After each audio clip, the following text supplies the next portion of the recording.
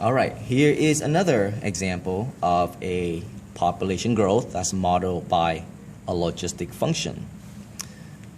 Given the differential equation, which is the change in the population with respect to the change in time of a population of panda bear.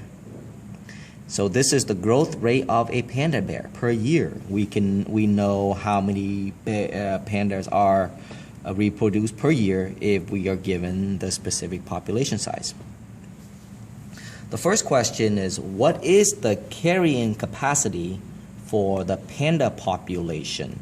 In other words, what is the largest population for the panda? So since this is a logistic growth, panda will start out by growing really slow, but it gets really fast, exponentially fast, and then it will level out. So they are looking for this K value because the K value represents the carrying capacity, the largest population that can sustain life. We call that the carrying capacity. Now, the carrying capacity is given within this differential equation, and to extract it, we have to transform this differential equation into the standard format for a logistic differential equation. So from the first page, the differential equation for a logistic growth is this: the change in the population with respect to the change in size is equal to constant times the population 1 plus P over the capacity. In order to find out what the capacity is, I need to know what is the value of K in this differential equation. I'm going to take this differential equation and I'm going to match it up with the standard differential equation. So the change in the population with respect to the change in time is 0.008 P, and then 30 minus P. Now, to match them up, I need this number to be a 1 because the standard has a 1 here. To make this number a 1 is pretty simple. And by the way, to match it up, there should also be a fraction over here. But the first thing we do is we try to make this a 1. And to make this a 1, we factor out a 30. When I factor out the number 30, I'm going to take 30 times that. That gives me 0.24p. And by factoring out a 30, then I get a 1 there, which resembles my standard form. If you factor out a 30 from the second value, the second term, it's really p over 30. Because when you distribute 30 back, you get p. So this makes sense. Which means that we have answered the question because this is our carrying capacity. That's the K value. So the carrying capacity is 30 panda in this population.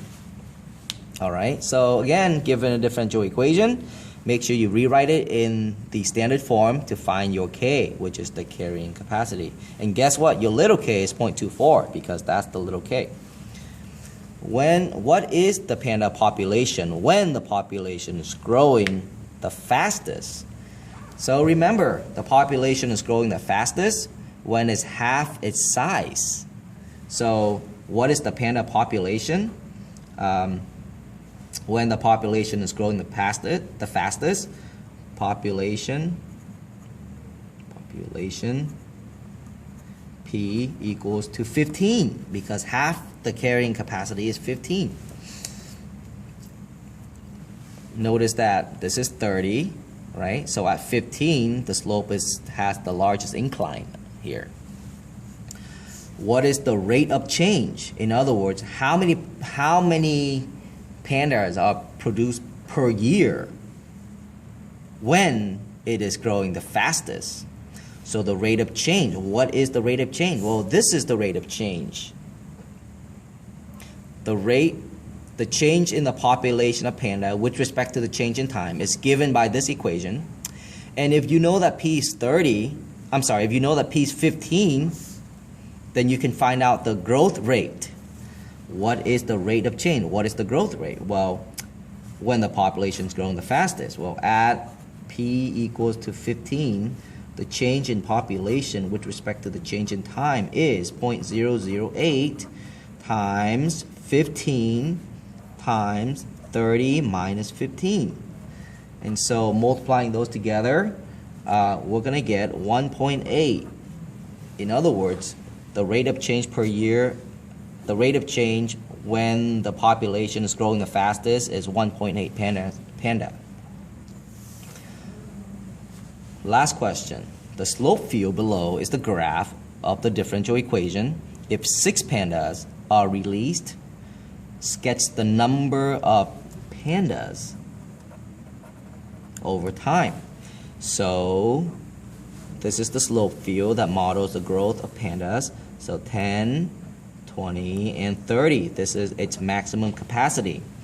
If 6 are released, so start at 6, so maybe 6 would be a little bit more than halfway, and all we have to do is sketch the slope field for that models the growth of panda. So it's going to look something like this. Okay, it will level out. All right, there you go. We'll go over a bit more of these in class. See you guys in class.